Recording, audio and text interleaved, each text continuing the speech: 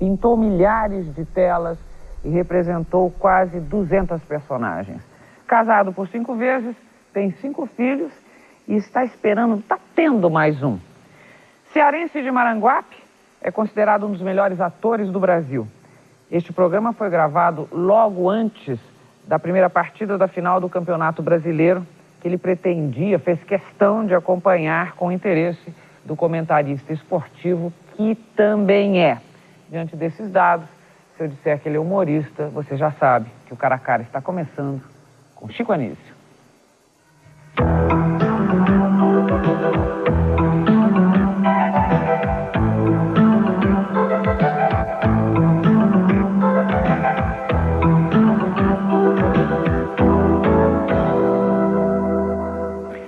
Essa semana, Chico Anísio apareceu na televisão como coadjuvante, quem diria.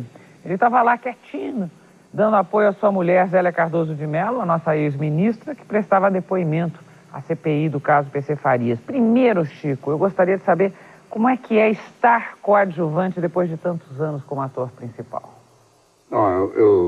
Primeiro, boa noite. Boa noite.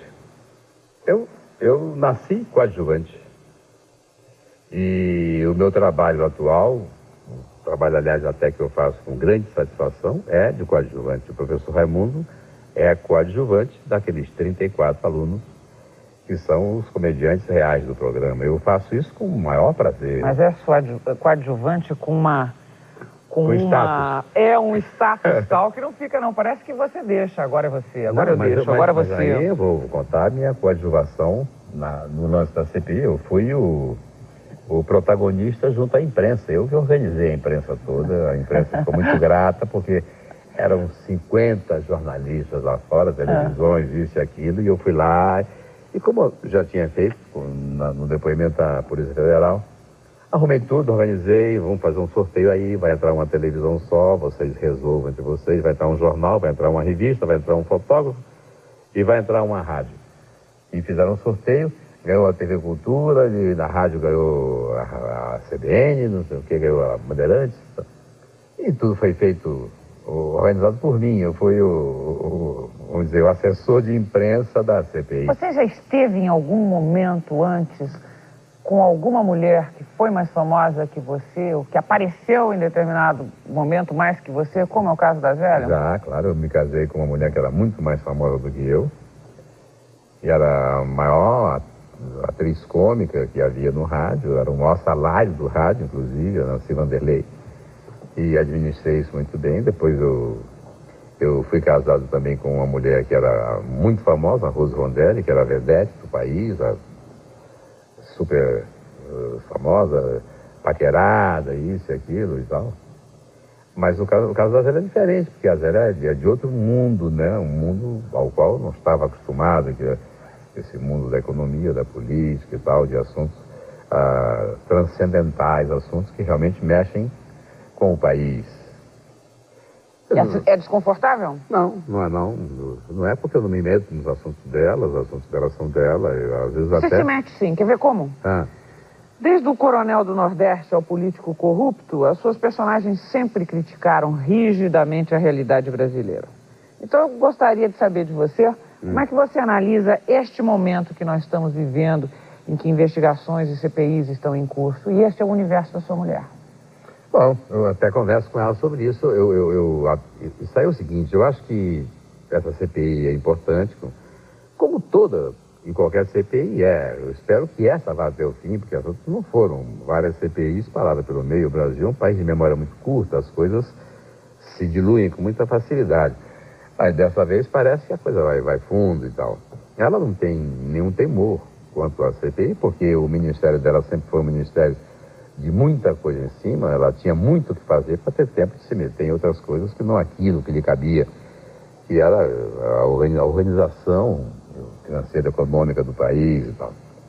Então, eu espero que essa CPI vá até o fim, que as coisas sejam colocadas nos seus lugares. Eu fiquei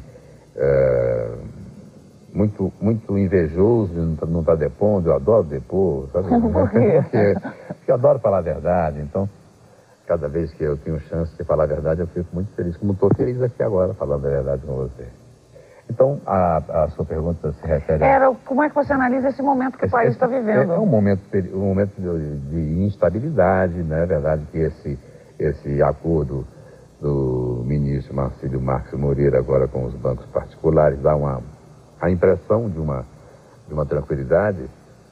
Não sei se não entendo de economia o suficiente para dar palpites, mas nos depoimentos que eu ouvi de economistas famosos, importantes e tal, no dia, a minha opinião bate mais com a da Luiz Mercadante, que é um economista ao qual eu respeito, e por quem tenho muita admiração até. Você é petista? Não, eu sou PMDBista.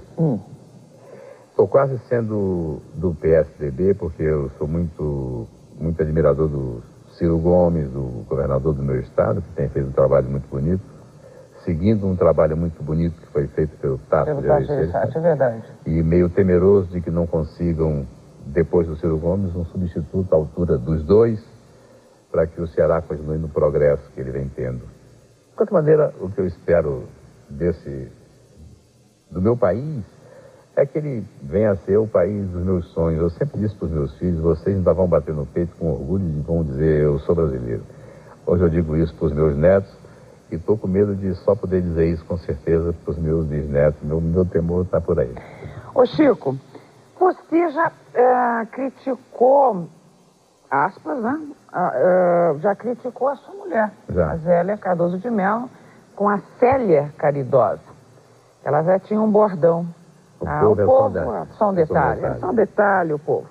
Aquele trabalho maravilhoso de atriz. Agora, eu gostaria de saber se hoje, envolvido com o alvo da sua crítica, você faria a mesma coisa. Bom, eu tenho que explicar isso aí. O seguinte, quando eu critiquei a ministra Zélia Cardoso de Mello, eu critiquei baseado em informações que a imprensa me dava, né? Eu dei credibilidade ao que a imprensa me dizia. E eu fiz aquele personagem que é uma criação do Nani. O Nani foi quem criou o personagem e a Nádia Maria compôs. Mas no dia em que a Zélia saiu do ministério, os americanos comemoraram a saída dela. E aí eu vi que ela estava certa, porque os americanos não comemorariam a saída dela se ela estivesse errada. Aí eu falei, eu tenho que me redimir, porque eu passei 8 meses criticando uma coisa que estava certa. Foi quando eu a convidei para ir ao programa e tal, ela aceitou, fizemos aquele programa, não sei se você viu, uma escolinha. Ela foi, mas você está, e nesse seu comentário está implícito também uma crítica à imprensa? Bom, a imprensa é petista, né? Você sabe que a imprensa, ela é petista. A imprensa, de um modo geral, no momento, ela não publica o que eu digo, publica o que eu gostaria que eu tivesse dito. Então, as entrevistas que eu dou, no momento, para os jornais, elas não saem como eu digo, saem como eles gostariam que eu tivesse falado. A imprensa modifica muito a frase. É por isso que o bom de estudar entrevista por escrito e exige fazer uma revisão antes da matéria ser publicada. Eu não me dou esse trabalho, não dou à imprensa a importância que ela própria se dá. Mas, de qualquer maneira, eu não tenho em quem acreditava, acreditar em que as notícias chegam a mim através da imprensa, não tinha outro veículo da imprensa falada, televisionada, a imprensa escrita. Então, eu acredito, de início eu acredito. Eu não sou aquele cara que te prende e manda que você prove que é inocente. Eu provo que você é ladra e aí te prendo. E diante do que você tem lido, você acha que a política econômica do ministro Marcílio agora está bem? Você faria uma personagem em cima do ministro Marcílio? Que bordão teria essa personagem? Agora eu acho até que eu tenho muito medo, fiquei com medo de fazer personagens sobre políticos, porque a política muda muito de canal, ela muda de itinerário muito. Na atualidade? Porque se eu tivesse feito um personagem sobre o Alceni, já estava defasado. Se tivesse feito um sobre o Magre, já até fiz. Eu próprio fiz o Magre no tempo em que ele era ministro, né, que eu fazia o Rogério Gordi, e que falava aquelas coisas do indizível, imostrável e tal. Mas o ministro Marcílio, ele poderia fazer um personagem, sim, e ele teria um bordão. Qual é? Olha a minha peneira. É para cobrir o sol. E não vai aí nenhum tipo de... Não vai aí nenhum tipo de análise subjetiva em função do amor? Eu fico imaginando... Não, Gabriel, não mistura amor com economia, não. Eu não sei, Chico. Eu não sei, você casou com a ex-ministra da Economia. Não é mais, nem será outra vez. Mas vocês devem discutir coisas, eu imagino, ou esse não é mais um assunto que vocês discutam no outro em casa. padrão, no outro nível, né? Nós discutimos no outro nível, porque nós temos... A nossa economia está junta, né? Vai de casa, a dela e a minha, tá tudo junto e tal, e a nossa inflação não bate com a divulgada, quer dizer, a inflação divulgada é 22%, mas no supermercado onde eu compro está 34%, então, onde é que estão esses 12 que não aparecem e tal? Ela não tem nenhuma crítica ao ministro, mesmo porque a equipe do ministro é toda dela. O pessoal que trabalha com o ministro foi todo posto lá por ela. Saíram alguns, mas... Chico, eu gostaria de concluir esse bloco falando rapidamente sobre um assunto. Numa reportagem recente, a revista Veja colocou você em companhia bela no coro dos descontentes, que seriam as celebridades que falam muito mal do país, mas que vivem privilegiadamente nele. Passado esse tempo, analisando friamente, você mereceu isso? Gabi, eu acho o seguinte, a revista Veja, ela é uma revista que faz uma imprensa marrom chique, né? Vamos chamar de marrom glacê. A revista Veja é uma revista que não publica nada que seja a favor. Eu acho que a crítica que eu faço ao Brasil é uma crítica que eu faço mostrando as mazelas do país, é um dever do humorista.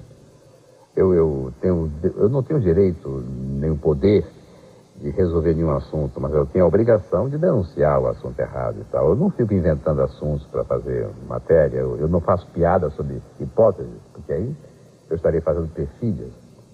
A revista Veja faz. Eu acho que eu tendo nascido em Maranguape, eu sou muito mais... É muito mais lógico eu morar no Brasil do que, por exemplo, o Roberto Tirida. E, no entanto, a revista Veja não faz nada para o Roberto Tirida sair daqui. Que aqui é o saia, que o Caetano saia, que o Tom Jobim saia, que o Chico Buarque saia, que nós saiamos, nós que somos brasileiros e defendemos o Brasil. Eu acho que muito mais gravemente fala mal do Brasil a própria revista Veja. Eu acho que no caso de eu sair, eu até topava sair se ela fechasse.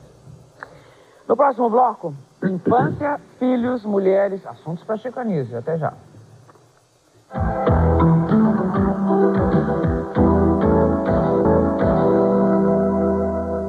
Francisco Anísio de Oliveira Paula Filho, que nome belíssimo, hein? Viveu com sua família até os 9 anos de idade no Ceará. Depois disso, vieram para o Rio.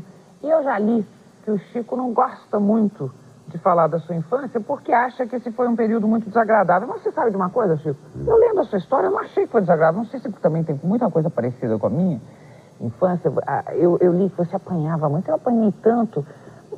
Mas tem outras coisas muito interessantes da sua infância. Eu não achei que fosse desagradável. Em que era desagradável? Mas desagradável porque eu sempre fui muito responsável, né? Tudo que acontecia na minha casa, o responsável era eu.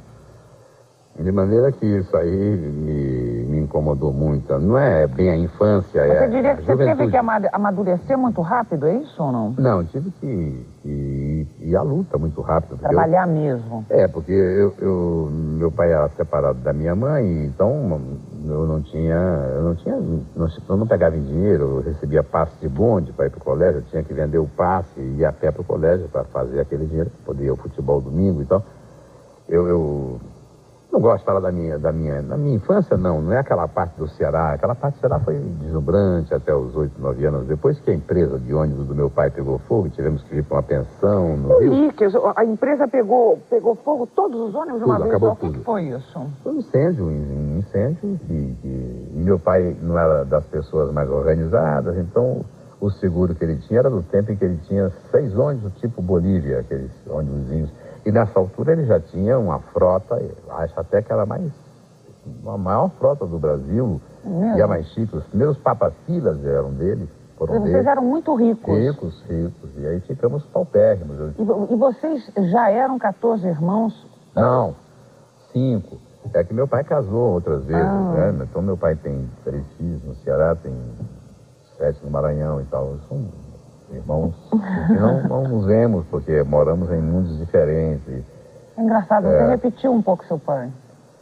Mas eu com maior autenticidade, né? Porque meus filhos todos se veem, meus filhos todos se frequentam, se sabem, né? Eu conheci irmãos de maneira muito estranha.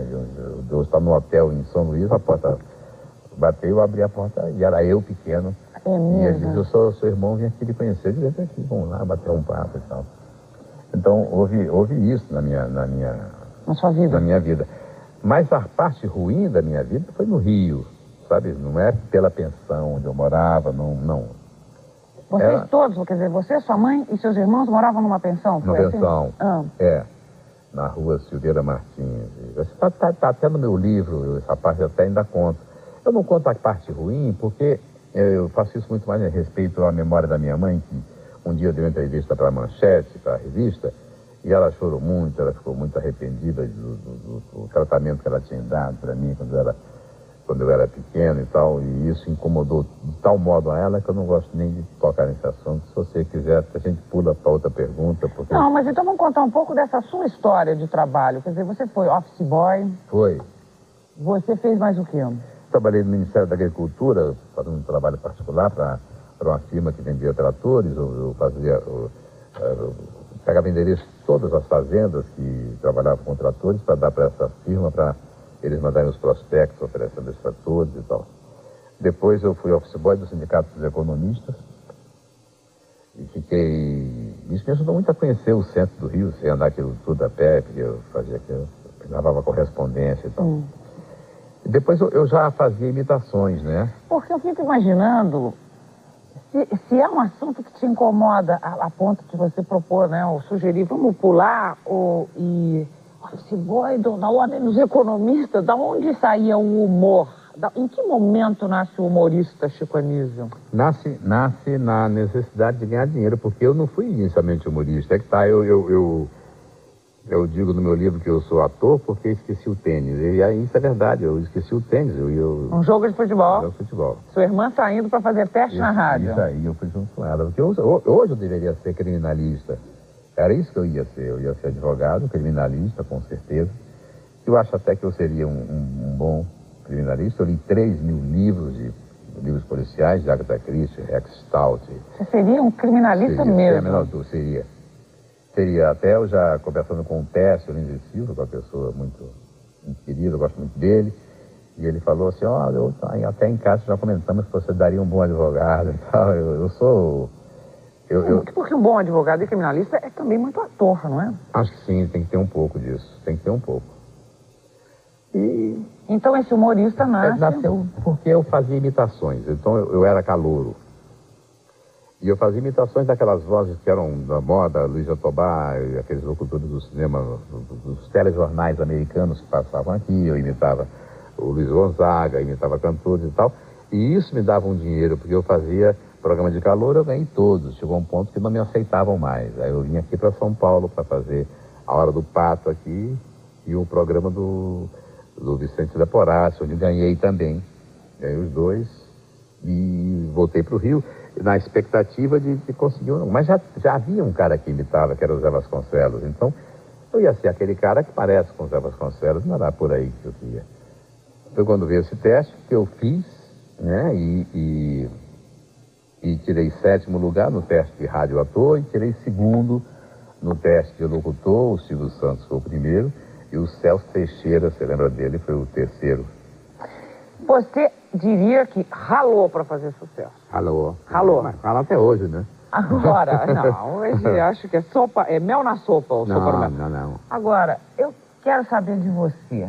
As pessoas insistem, é para chegar ao bem bom ou por medo do fracasso? Olha aqui, as pessoas insistem inicialmente achando que o bem bom é fácil.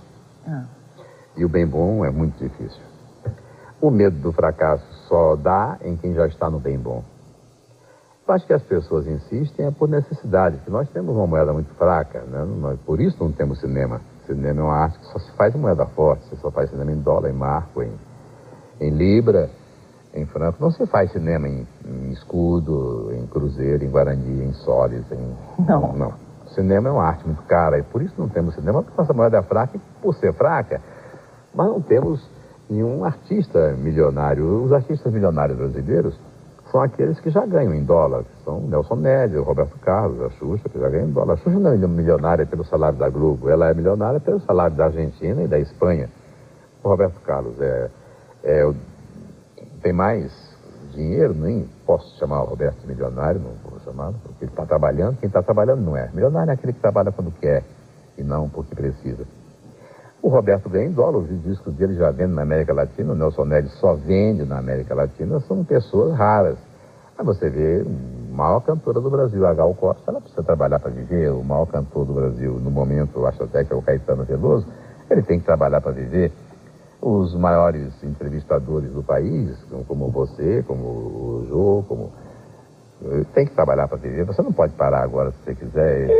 Mas se você fosse entrevistadora da ABC ou da NBC... Acho que seria mais fácil. Isso era outro papo. Então, eu estou conformado. Já sei que rico não vou ficar nunca. Eu vou trabalhar sempre. Isso aí é uma coisa que eu já disse para mim e eu já entendi isso há muito tempo.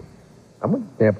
Eu tenho um bom salário. Eu tenho um salário que me permite ter tudo que eu quero. Quer dizer, eu tenho uma antena parabólica, eu tenho videocassete, eu tenho vídeo laser, eu tenho TV a cores, eu tenho freezer, eu tenho geladeira, eu tenho 2 carros. Você tem as facilidades do mundo moderno.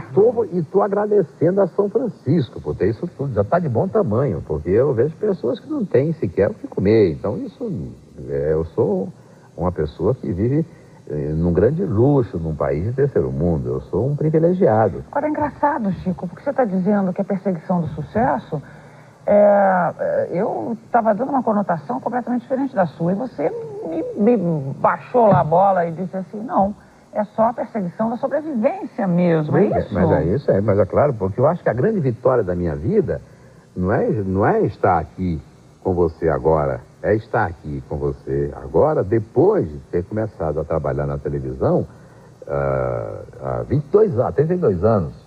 Então, há 32 anos, eu estou com a cabeça fora d'água e fazendo um programa semanal.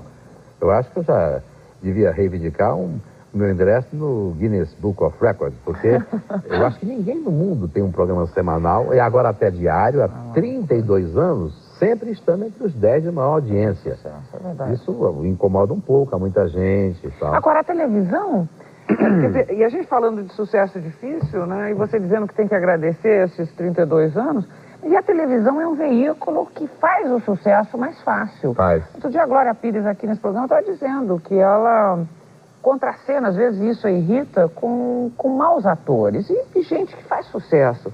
É inevitável? Quer dizer, isso é uma particularidade do veículo? Não, isso é um problema do artista. Ah. Isso é o grande grilo do artista. O grilo maior do artista está aí, porque artista é uma profissão onde o talento não garante. O que garante é a estrela. Então há um sem número de atores admiráveis, desempregados, e um sem número de atores sem o menor talento, fazendo grande sucesso. Isso aí. Você está atribuindo isso a um carisma, a uma coisa especial, a uma empatia com o veículo, por exemplo? No teatro se falava antigamente que fulano é ator de ribalta e fulano é ator de plateia. Então vou te dar exemplo de 2 atores já falecidos, né? Que o pessoal, talvez, que é claro que a juventude não vai lembrar, mas existia um ator chamado Hamilton Ferreira, que era um ator da maior qualidade, mas era um ator de ribalta, era aquele que o talento só chegava até a ribalta, o público não sabia que ele era talentoso. Eu vou te dar exemplo de um amigo querido e tenho muita saudade dele, que é o Zé Trindade, que era um ator de plateia. Ele não tinha o talento de um Oscarito, de muitos outros, e chegou a ser mais famoso, fazer mais sucesso que o próprio Oscarito na fase áurea do Oscarito. Porque ele tinha uma empatia, o público adorava o Zé Trindade. Quer dizer que você não está nem atribuindo ao veículo essa forma massiva de entrada da televisão? Não. Ao veículo atribua a rapidez com que a pessoa faz sucesso. Ou seja, isso até é perigoso, né? Porque você começa hoje, estreia hoje na novela das 8, na semana que vem você é capa da Contigo, do Capricho, da Amiga, do Autógrafo na Rua. Autógrafo na Rua, e em uma semana você faz sucesso. Quando antigamente você demorava 4 anos, 5, 6, 8 para fazer sucesso. Eu me lembro que o Lima Duarte, depois de fazer sucesso durante 20 anos aqui em São Paulo, recebeu um prêmio de revelação. Eu me lembro. E ele até ironizou quando recebeu. E ele foi receber. Foi. Ele foi receber, humildemente, e isso faz parte dos antigos. Uma perguntinha rapidíssima para terminar o bloco, esse papo tá tão bom. Você seria capaz hoje, já que a gente está falando desse veículo poderoso que entra na casa das pessoas e para sempre, né? Para sempre enquanto durar. Você faria hoje um programa de humor só para ouvintes, só rádio? Faria e estou preparando um para fazer. Eu acho o rádio maravilhoso, importantíssimo. Então vamos falar de rádio daqui a pouco. No próximo bloco, então, rádio, shows, livros e quadros na vida de Chico Anísio. Até já. De número, 12º show. E de dizer que você também canta. Você se diria um multimídia? O que você acha dessa expressão? Eu acho essa expressão moderna. Moderna, mas acho que... Não é que eu cante, Gabi. Não, cantar não, eu faço uma coisinha cantada para desmonotonizar a coisa só falada, isso e aquilo. Não sou cantor, eu gravei vários LPs cantando. O Chico Anísio inaugura o Humor Dançante, Baianos, Novos Caetanos, chegam a fazer sucesso até na Europa e tal. Você gravou a mensagem de final de ano da Globo cantando. Cantando também. Um bom tango. Um tango e tal, mas não sou cantor, nem me avora isso, nem tenho essa pretensão, não. Ô Chico, qual seria a origem dessa sua compulsão, esse seu frenesi de criação? Que necessidade? Eu estou pensando num sentido amplo, né, de mais gente, mas no seu caso especificamente, que necessidade é essa de estar sempre produzindo? E vem livro, e vem quadro, e vem interpretação, e vem... O que é isso? Bom, isso é o seguinte, isso veio do meu começo, porque quando eu não comecei fazendo uma coisa só. Eu fiz um teste e passei em 2 profissões, né, de radioator e de locutor. Então eu era radioator de novelas, eu era galã de novelas, fui galã da Fernanda em várias novelas e tal, e era locutor na madrugada, de meia-noite às 3 da manhã. E imediatamente a rádio... Fernanda, você está dizendo é a Montenegro? Montenegro, claro. Que era radioatriz? Era radioatriz. E maravilhosa, né? Depois, a rádio... Madrugada? A rádio fazia locutor, eu fazia a programação da madrugada, por isso eu sei muito tango, eu fazia tango da madrugada. Depois a rádio pediu sugestão de programas de humor e tal. Como eu já escrevi os textos das imitações que eu fazia no tempo de Calouros, eu peguei e escrevi 3 programas para ver se eles aprovavam aprovaram os 3. Então, com 2 semanas de profissão, eu já tinha 3 funções. Eu já era radioator, locutor e redator. E aí o Raul Longras queria uma pessoa para ajudar no futebol. E eu fui trabalhar no futebol com o Raul Longras porque era um dinheiro a mais que eu ganhava. Meu problema era um dinheiro a mais.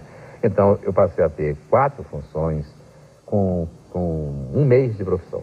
E nunca tive menos de 4. Eu fiz tudo no rádio. Ok, Chico, mas você está falando de uma fase em que você precisava. Mas isso me acostumou. Então, a coisa pior...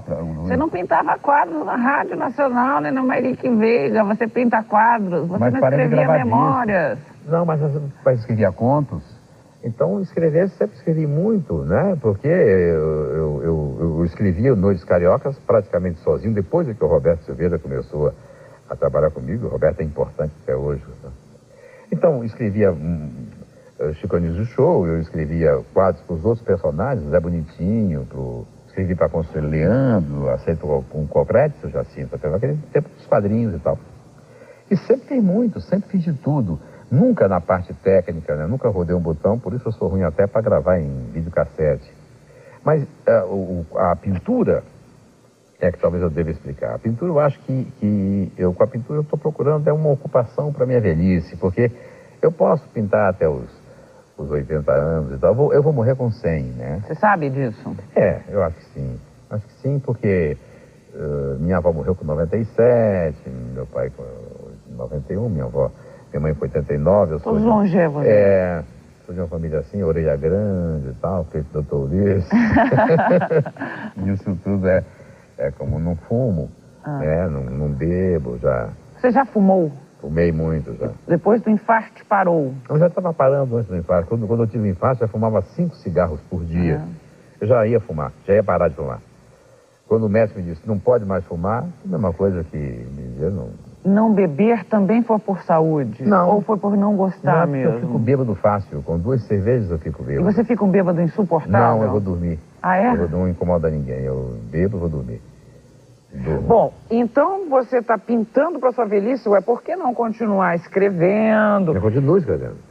Bom, então você vai continuar na sua velhice fazendo todas essas coisas também. Claro, então você tem um frenesi, uma compulsão mesmo. É uma compulsão, eu acho que é um prazer. Eu acho que, por exemplo, eu sou diretor do show do Tom Cavalcante, que está com um grande sucesso, o maior sucesso Ele é possível. ótimo, não? Ele é ótimo. E o show dele é melhor do que você pensa, tá no Teatro da Lagoa.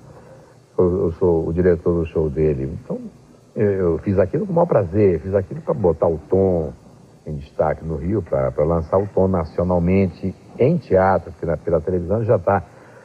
Desculpa, mas o João Canabrava é muito pouco perto do que o Tom é capaz de fazer. Então eu tenho uma porcentagem da parte do diretor nesse show, mas não é por esse dinheiro que eu fiz o show. Eu fiz esse trabalho pelo prazer de lançar o Tom, que foi uma pessoa que eu trouxe do Ceará, né? E como pretendo trazer outros. O Falcão vai ser o próximo, que é um comediante muito bom, que no ano que vem vai para a escolinha e tal. Quer dizer, você precisa estar ocupado e você gosta de estar ocupado. Eu gosto. Agora, a gente falou de rádio, você falou um bocado de rádio, a sua vida em rádio. Você acha que o rádio hoje, ele tem a mesma importância afinal, o desempenho dele, em comparação com a rádio da sua época, deixa a desejar ou não? Não é outro rádio. Por quê? É outro rádio, porque o rádio lançou os grandes atores, os grandes célebres atores que há por aí, né? Porque o rádio tem uma grande vantagem. O rádio sempre foi considerado arte menor. Mas ele foi considerado arte menor pelas pessoas que não tinham capacidade de fazer rádio. Porque o rádio você só tem a voz para transmitir uma emoção. Então é a arte mais difícil de todas. Por isso que qualquer ator de rádio que vai para a televisão, para o teatro, ele dá certo. Porque no mínimo ele diz direito.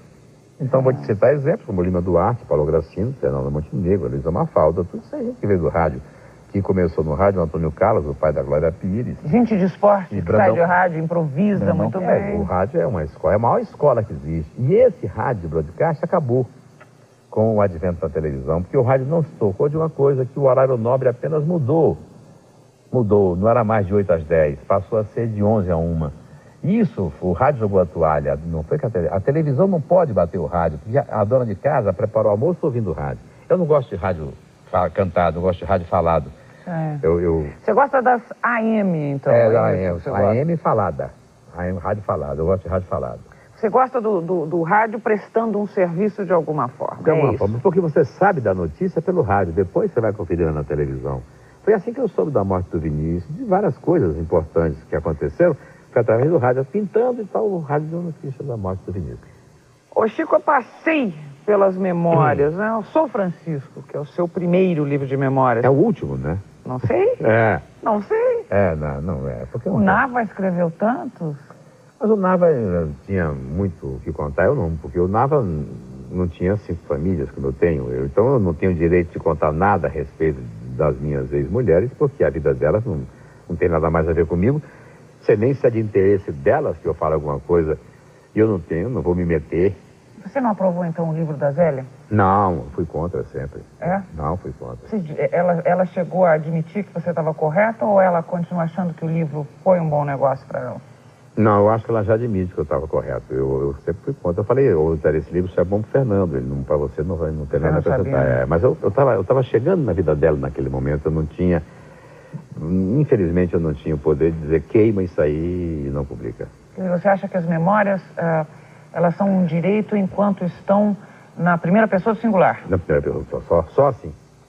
Agora, ela própria deveria fazer um livro, eu acho que ela deveria fazer um livro, ela própria, ela contando, ela sabe escrever, ela escreve bem, ela tem que contar, mas fazer um livro, o meu livro é meio didático, sabe, eu fiz esse meu livro muito querendo ajudar quem está em faculdade de comunicação, quem quer ser ator, quem quer ser atriz. O meu interesse é muito mais didático do que financeiro, sabe? Ele está na 3ª edição, vai ser tirado da 4ª edição agora, que no Brasil é uma coisa muito boa, em matéria de livros normais. Não vamos comparar com o Zé de uma Paixão. Mas, ô Chico, para concluir isso aqui, você está aqui me dando uma entrevista, eu estou te fazendo perguntas avidamente. O teu livro é um sucesso, o da Zélia foi um outro sucesso. Por que as pessoas gostam de contar suas coisas e as outras gostam de ouvir sempre? Eu acho que é meu dever contar, porque eu sou uma pessoa bem-sucedida na minha profissão, eu sou uma pessoa que deu certo, porque eu sou nordestino. E quem é do Nordeste chegar a 1 ano de vida já é um grande tento. Chegar a 10 anos de vida é uma grande vitória. E chegar a ser uma pessoa reconhecida nacionalmente é um gol espetacular, isso é um gol de placa. Eu sou nordestino, eu sou daquela terra onde se morre muito. Eu sou daquela terra onde a sobreviver... Eu escutei meu pai dizer, referindo-se a mim, esse não vinga não. É mesmo? É, isso é comum os pais dizerem para os filhos. Ele não falava isso, me E depressa. você assimilou isso ou essa é uma lembrança Não, que te porque era incomoda? comum, eu ouvi. Isso aí era comum. Você sabe que a morte é comemorada no Nordeste, onde se cantam as excelências e a festa. O luto no Nordeste é muito parecido com o japonês, né? Salvou-se, é a frase que os pais dizem quando os filhos morrem. Salvou-se da miséria, da salvou-se de tristeza. tudo, Então, eu acho que eu sendo uma pessoa bem-sucedida na vida, e eu tenho um dever até, eu acho até que é um dever de mostrar para as pessoas que estão querendo entrar nessa profissão quais são os problemas que ela tem, porque não são poucos. Entendi. Ô Chico, sabe o que é? Você falou aí que os nordestinos têm obrigação de contar, porque a vida deles é complicada e tal, mas eu tô achando que há um levante nordestino, porque os nossos 2 últimos presidentes são de lá. São de lá e os 2 governadores mais aceitos também. Na pesquisa última do Ibope, o primeiro lugar está com o Ciro Gomes e o segundo lugar com a ACM. É isso aí. No próximo bloco, a administração da vida na opinião de Chico Anísio. Até já. Ilustre músico erudito, gostava de compor cercado pelos sons de sua casa, pelo barulho do lar. Periquito, papagaio, filhos, cachorro, amigos, etc. e tal. E ele dizia que o silêncio vinha de dentro, não de fora. Imaginando aqui de fora, olhando para o pouco que a gente conhece da sua vida, que me parece já bastante para fazer essa análise, eu tenho a impressão que o seu silêncio também vem de dentro. Ou não? Como é que você faz para administrar, né, toda essa criação, essa criatividade, mais famílias, contas a pagar, trabalho, periquito, papagaio? O silêncio eu me determino, eu me imponho, porque eu comecei a escrever em apartamento com meu filho. Eu tenho uma gaveta, minha mesa é muito antiga e a gaveta é funda, e só um dos meus filhos não dormiu naquela gaveta. Todos os outros dormiram, eu abri a gaveta e eles dormiam um pouquinho ali, eu escrevi que cena bonitinha, quer dizer, minúsculos, eles dormiam ali? Dormiam ali. Então, várias vezes escrevi com o filho no colo, dando um jeito, eu escrevo com 2 dedos só. E muito... Você não usa computador? Não, porque o computador não representa, a máquina de escrever representa. Então, você é um idiota, eu bato com força. Ora, por que você me trata assim? É outro toque. Sim. Então, o computador não representa, ele é frio. Se eu bater com força é uma coisa, se eu tocar sem querer é igual. Você já tem um resultado um pouco do que você escreve pelos sons da sua máquina? É lógico, claro. É claro que tem um edit na qual eu escrevo. Se eu escrever um conto, uma crônica, isso sim. Mas o diálogo não. O diálogo que é vivo, que é representado, a máquina de escrever é insubstituível. Então, eu sempre escrevi com muita gente em volta. Isso nunca me incomodou. Eu pinto com o filho que faz do lado, até... Eu tenho um filho que pinta, o de 9 anos, o Cícero, ele pinta junto comigo até. Muitas vezes pintamos juntos. E eu estou pintando, ele fala e tal. E de maneira que eu acho que o silêncio, o Vila Lobos está certo. O silêncio vem de dentro. Vem de dentro. Você é capaz de conversar, inclusive, e continuar criando? Lógico, posso fazer 3 coisas ao mesmo tempo. Ô Chico, por falar em família, como é que é ser pai só de filhos homens? Como é que você vai para extravasar, para soltar esse seu lado mulher, se é que você tem? Você não tem muitas personagens femininas, é interessante. Bom, eu tenho algumas, né?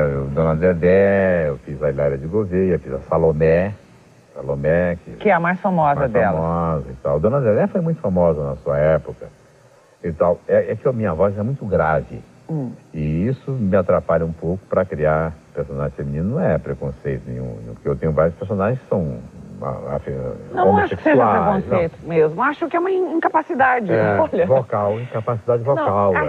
Não sei. Eu estou dizendo uma incapacidade, não estou desmerecendo o artista, não é isso. Eu acho que é uma coisa de macho mesmo, não é isso? Não, eu não sou esse machista aí que você... Não estou te chamando de machista, estou dizendo de macho. Quer dizer, você sabe, tem aquela história que o homem é que determina o sexo dos filhos. É isso aí, o Omar Cardoso me falou. Então, eu trabalhei muito tempo com o Omar. Eu aprendi no cursinho para medicina. É? É. Pois é, então o meu caso já é astrológico, porque eu trabalhei muito tempo com o Osmar, nós fazíamos programa na TV Paulista e na TV Tupi do Rio. E nós vimos e voltávamos sempre no mesmo voo e muito ele me falou. E ele me disse o seguinte, ó, você só vai ter filho homem, a não ser que case com uma mulher não lembro qual é o signo, e ele seja concebido no seu signo, aí há uma possibilidade de ser mulher. Senão, todos serão homens. Você ainda tem essa intenção? Não, eu complicadíssimo. Vou achar a mulher e tal no dia. Não, meu anísio é com Y, e esse Y vai na frente. Aí não dá pra fazer um XX, faz XY. Deve ser. Ô, Chico, você está sendo pai aos 61 anos. O seu filho agora, ele vai brincar e até apanhar dos seus netos. É. Como é que você encara o tempo, a limitação do tempo? Isso não te preocupa? Me preocupa, me dá um pouco de pena. Fico com pena de não poder acompanhá-lo por... Bom, se bem que você tem mais 40 pela frente, você 39 falou que... pelo menos. 39, mas eu queria acompanhar todos eles até os 80, porque aquilo... Tem uma frase do Milor que eu gosto muito, que é... se eu morrer amanhã, daqui a 6 meses, meu filho já esqueceu. Mas se meu filho morrer hoje, não vou esquecer nunca. É verdade. Eu acho que isso é absolutamente verdade. Então, eu tenho muita pena o Rodrigo nasceu com 61 anos, quer dizer, quando ele tiver 12, 10, a idade de jogar bola, talvez eu não possa mais chutar a bola, não sei. Eu acredito que sim, mas é possível que não. E isso me dá um pouco de pena. Fico com pena, não é tristeza. Fico com pena. Que chato que não... Agora, e afinal, a gente partiu para outros assuntos e você não respondeu a questão mesmo anterior. Como é que é ser pai de filhos só homens? É ótimo, para mim é ótimo. Olha, o meu primeiro eu queria que fosse menina e nasceu homem. O segundo eu queria que fosse menina e nasceu homem. Aí eu... Abriu mão. Abri mão. Aí não quis mais menina. Porque, você vê, eu tenho uma neta, eu tenho 3 netos. 2 netos e uma neta. E eu não tenho a menor intimidade com ela, não sei como brincar com ela, não sei do que é que a menina gosta, do que é que o menino não gosta, do que é que pode, do que é que não pode. E o menino não, o menino chega... Porque menino só gosta de brincadeira que machuca, né? Então, eu tenho toda a prática com homem. E menina mete uns laços de fita aqui na e nós um presente, cadê uma loucura, só sei dar boneca e tal. Ô, Chico, afinal... Quando é que você fica mulherzinha? Quando? Em que você é meio mulherzinha? Não sei. Essa resposta não sou eu quem pode dar. Essa resposta tem que ser dada pelas pessoas que convivem comigo. Eu acho que eu estou procurando aqui na minha cabeça. Eu acho que quando penso no futuro dos meus filhos, eu bate a mãe forte, bate a mãe forte, Eu um dia até... Eu tinha 4 filhos nessa época e falei assim, eu tô muito chateado com vocês todos. Tô aborrecidíssimo. E os 4 ficaram por quê? Eu falei, porque hoje é dia das mães e ninguém me deu um presente. E os 4 disseram, pai, é mesmo, que touca e tal. Eu sou meio aquela galinha que põe os pintos debaixo da asa. Você mantém mesmo todo mundo meio à sua volta, é isso? Já você tem mais. Filhos morando com você ainda? Não. Morando mesmo, não. Mas fica todo mundo junto? Sempre. Trabalha junto? Se encontra em fim de semana, é isso? É uma coisa de família, de galinhona mesmo. É muito difícil os 5 juntos. Muito. Acho que acontece uma vez por ano. Mas é por impossibilidade de agenda ou porque brigam muito? Não brigam. Raramente brigaram. Raramente. Eu acho que nunca. Ô, Chico, você já teve uma crise brutal de procurar na lista? Quando você teve um infarto, você tem essa vida tão atribulada, isso mexeu de alguma forma com a sua cabeça? Porque, se não me engano, coincide também com a sua crise com a TV Globo, não foi? Não, a crise não tem nada a ver. Não, a crise com a TV Globo foi uma coisa que eu até, se tiver tempo, eu te conto. A crise existencial me bateu com o livro do Pedro Nava, O Baú de Ossos e tal, que me mexeu muito, porque ali entrei numa depressão muito grande, passei 12 dias sem sair do quarto e tal, tive que chamar um psiquiatra e os remédios me tiraram daquela... Que ponto que te pegou? Não pensei em suicídio, ou seja, foi uma depressão exógena e não endógena. De maneira que isso eu faço análise. Você faz? Faço. Você sempre fez? Não, passei a fazer daí em diante, dessa depressão que me deu depois do livro do Pedro Nava. E qual é o seu principal problema? Não sei, estamos descobrindo. Uma angústia difusa? É angústia normal. Eu acho que não dá em poste, não dá em burro, não dá em... né? A única glória da angústia é que é racional. É racional, ela é inteligente. Então, isso aí, mas eu convivo bem com ela. Eu convivo bem. Já fiz shows. Eu me lembro que eu estava no Palácio das Artes, em Belo Horizonte, a casa lotada, eram 1.600 pessoas no teatro. Tocou o prefixo, me deu aquela crise, falei, não vou conseguir entrar, não vai dar. E eu tremia todo, e suava gelado, e entrei. Aí me segurei no banquinho, e eu tremia por dentro, eu fui fazendo o show. Felizmente era um show já dominado, né? E eu pude conversar comigo enquanto eu fazia o show, e me dizer que para ter calma, e me colocar... Você conseguiu? Tranquilo, consegui, fiz o show até o fim, ninguém notou. Dividir as coisas. Consegui. Mas só consegui porque o show estava automatizado, né? Se fosse um show, em princípio, não. Eu não poderia Agora, fazer. Chico, em que ano foi isso que você leu O Baú dos Ossos, que te abalou tanto? Quando eu tinha 53 anos, faz 8. Você não teve crise aos 40? Não, nem mesmo aos 50 e nem aos 60 eu tive. Porque eu já estava em crise. Né? Você antecipou por conta. Foi porque marcou muito em mim uma frase do Pedro Nava, que ele fala que o homem só é útil até os 53 anos, daí em diante não tem mais utilidade nenhuma, ele só atrapalha e tal. Aquilo me bateu muito. Me bateu muito porque o Pedro Nava era uma pessoa por quem eu tinha grande admiração. Você está resolvendo isso até agora, lá com o analista. Com o analista, Sei que loucura. Poxa, mas mais ocupado do que você, com essa preocupação, realmente? Ô, Chico, será que é por isso que você mantém todo mundo ali embaixo da sua asa? Capaz, olha lá. Olha aqui, ó. Rapidamente, que pena, o nosso programa está indo tão rápido. É um assunto, duas coisas numa pergunta só. Você tirou algumas personagens da sua escolinha. A sua escolinha, às vezes, tem sido acusada de até meio pornográfica e de ter um grande apelo sexual.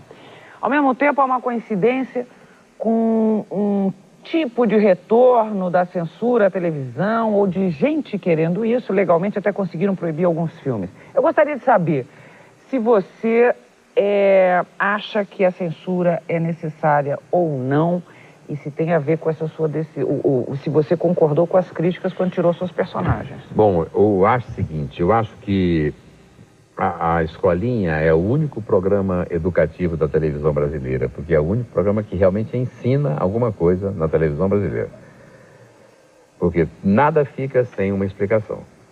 Quando eu pergunto quem foi fulano e alguém não sabe, eu olho para a lente e digo, fulano foi isso.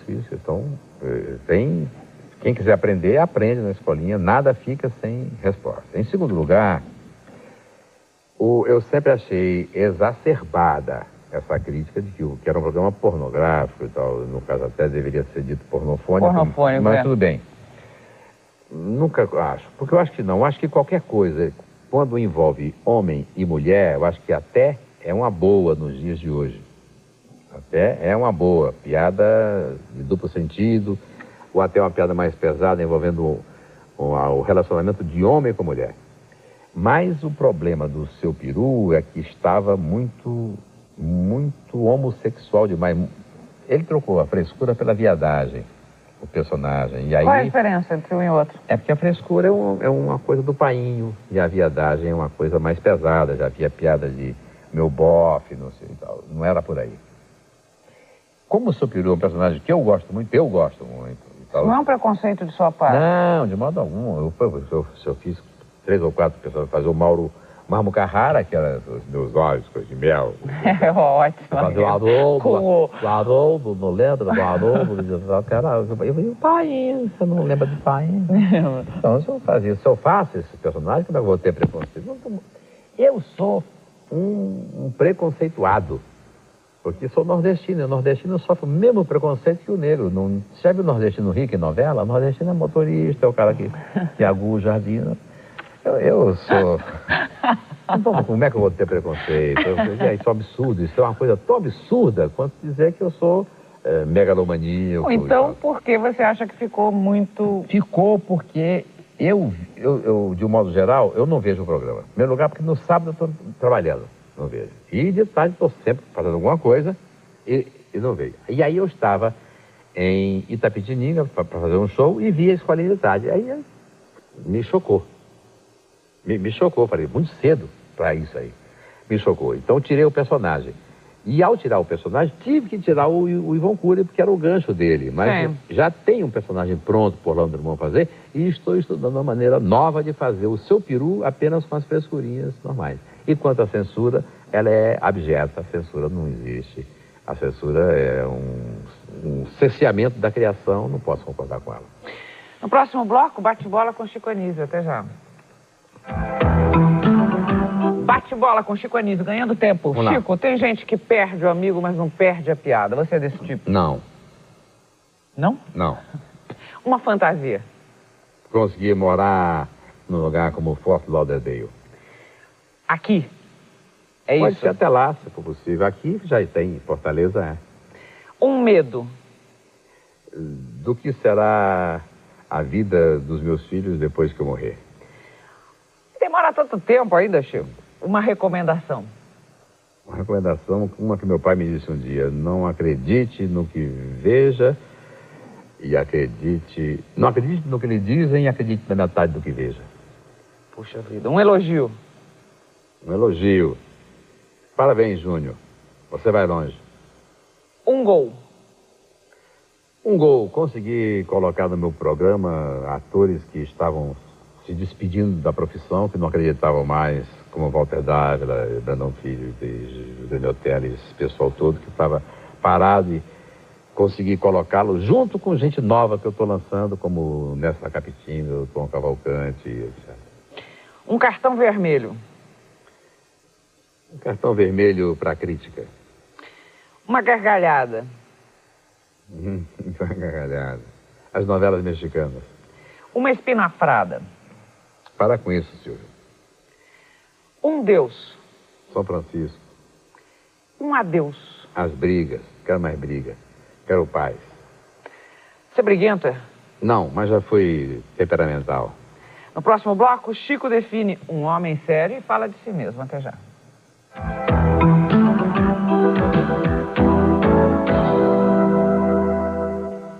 Pela minha experiência, com raras exceções, os humoristas que eu encontrei pessoalmente são quase sisudos. É só impressão, Chico? Não, é verdade. E por quê? O que é ser sério?